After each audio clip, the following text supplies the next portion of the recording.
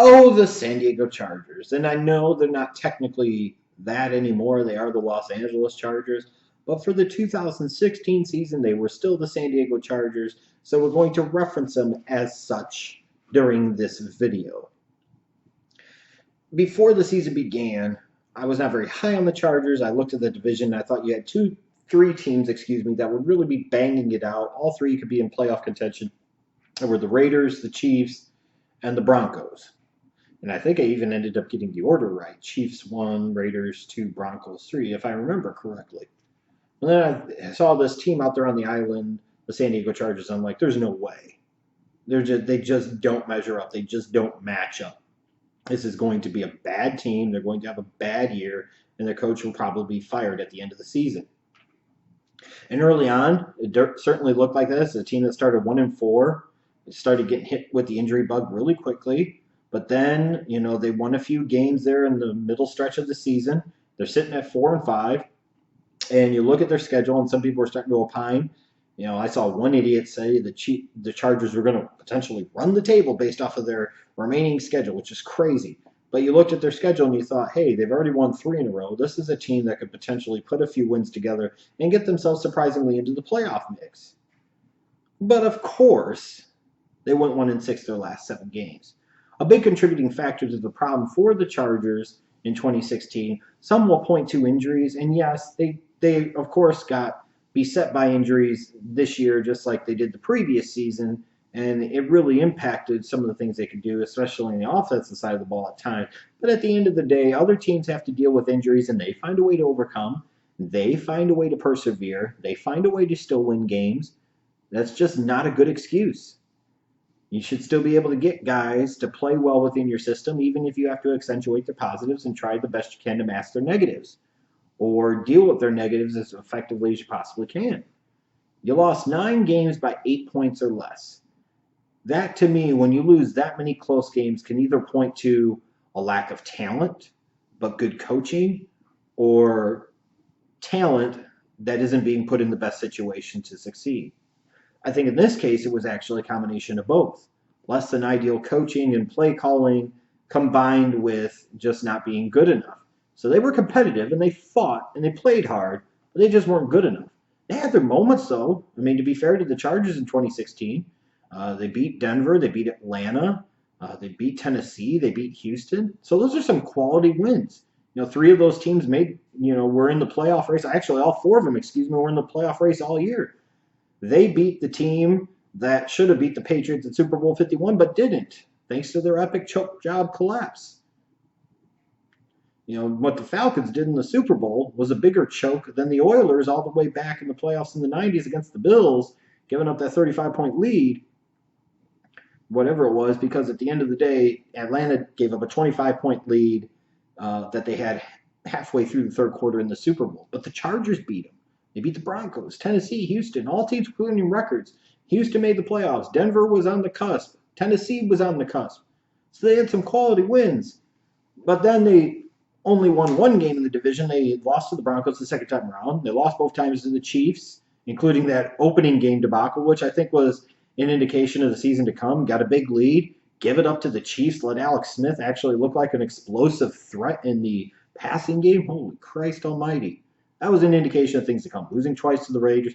And then, of course, losing to Cleveland was just the cap on the season for the Chargers. You just couldn't do that. And once they lost to the Browns, McCoy should have been fired right then and there. Shouldn't even have been allowed to finish out the season. That's disgusting. How the hell are you losing to the Cleveland Browns? But ultimately, McCoy did get fired. Telesco still somehow has a job, which is beyond me how this happens, because this was his head coaching hire. The head coach didn't work out. It's not like Telesco has exactly lit the world on fire in the draft. And when you look at the debauchery that happened with Joey Bosa's contract situation, you're nibbling over stupid contract shit, like stupid, insignificant details, or even if you want to say they're significant, at the end of the day, why are you trying to fucking over-leverage this shit, knowing at the end of the day you're going to have to give one or the other anyways? Offset language or whatever the fuck the other thing was. I can't even remember. That's how stupid this shit was. A guy that ended up playing really well for you as a rookie, a guy you took a lot of heat, frankly, for drafting to begin with because he didn't seem to fit your system. You eventually bring them in when you finally do and you finally get your heads out of your asses. You sit there and utilize him in a way that is better tailored to his strengths, and he had a great rookie season. Imagine how much impact he could have had if he played all 16 games. Like, I'm sorry for all the calls for Mike McCoy's head. How the hell has Telesco escaped? He's the general manager. At the end of the day, dude, get this shit fucking done. And the Spanos family, well, there's enough reasons to hate the Spanos family. Moving the organization is the big one, but allowing this crap to happen on their watch too. You take this guy third overall, you're expecting him to be an impact player on your defense. He can't have an impact if he's not on the field because you want to snibble over stupid contract shit. Just dumb. This is not the era anymore of where guys are holding out for the most money and they want ridiculous amounts of guaranteed money like you had a decade ago under the old structure of the collective bargaining agreement. The rookie salaries are pretty well set in place. There's not much to discuss. So, of course, leave it to the stupid-ass Chargers to find something to bitch about, to find something to hold up shit about, to sit there and throw Bosa under the mud. You know, I wasn't a huge Bosa guy with him coming out of the draft. I still had him graded as a first-round talent, but I really felt bad for him in this case because to me, he was the sympathetic figure because he wasn't asking for anything that was unreasonable. The Chargers were being unreasonable for ridiculous reasons because they are the Chargers. And how do I know they're ridiculous? They hired Anthony Lynn to be their head coach, which is only head-scratching to me in the sense of he was supposed to be a hot commodity, but yet it took all these years, and until this year, in week 3, he was finally given the ability to be an offensive coordinator, so a guy with less than 1 year as an offensive coordinator. Then the Buffalo Bills fire Rex Ryan. They have Anthony Lynn in-house. If he was that good and that talented of a coach, why wouldn't the Bills just hire him? Better to go with the devil you know than sometimes the devil you don't. Makes no sense. I mean, they hire Gus Bradley to be their defensive coordinator, which, you know, getting Joey Bosa in a 4-3 system full-time is the way to go. That actually was the better hire. It wasn't Anthony Lynn, the head coach. It was Gus Bradley, the defensive coordinator. But then this stupid-ass organization decides they want to move their asses to freaking Los Angeles. A year after the Rams, so of course, in a market where they're already having to compete against the Lakers and the Dodgers and the Angels in Anaheim and the Clippers, USC, the Kings, need I go on, all the other shit there is to do in LA, they decide they want to go a year after the Rams, so they allow the Rams, who already have previous years of history being a Los Angeles area team, even when they moved out of LA and played in Anaheim from the 80s to the 90s, they decided that they want to be renters and they want to be stupid. And, you know, the Chargers deserve what the hell they get. I hope this move is a total epic flop for them. And I hope a lot of Chargers fans decide to either A, stop watching football, or B, switch loyalties. Because, yeah, you're technically still in the same state, but fuck this organization and all their stupid crap they put you through over the years. And you look at this team, you know, you can sit there and say all is not lost. You still have Phillip Rivers, but Phillip Rivers is coming up at the tail end of his career.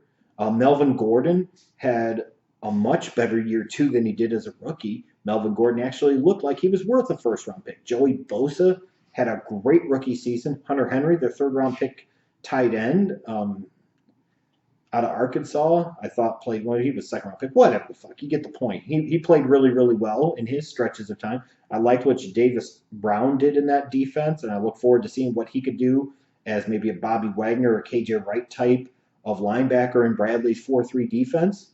But they have some questions to ask in this offseason. $20 million in cap space, so not a ton to work with, a little bit of money, but not a ton of wiggle room. Got to figure out, is Melvin Ingram going to be somebody you want to pay big money to? Is he going to be somebody that really fits your defense? I would expect him to re-sign him, but it doesn't leave a lot of cap room to go out there and make other moves unless they're going to be able to release guys and sit there and create salary cap space. But again, it doesn't really matter because the Chargers, as a general rule, like to sit there and take the good players that they have over the years and just let them walk in free agency and get the compensatory pick for him. You look at Eric Weddle. Did you really have to let Eric Weddle go? No, they did. And, of course, they paid a price for it. Because that's what the Chargers do. You know, but now you're coming up. Jason Verrett has played 3 years in the league. Is it time to sit there and pick up his 5th-year option? Is it time to let it ride out and let him go into 2017 under a contract year? Are you going to try and work out a long-term extension with him? A lot of questions without a lot of salary cap flexibility the way it currently stands right now. So they're going to have to do some good things in the draft. And for them, they've got 7 picks. They're picking 7th in round 1.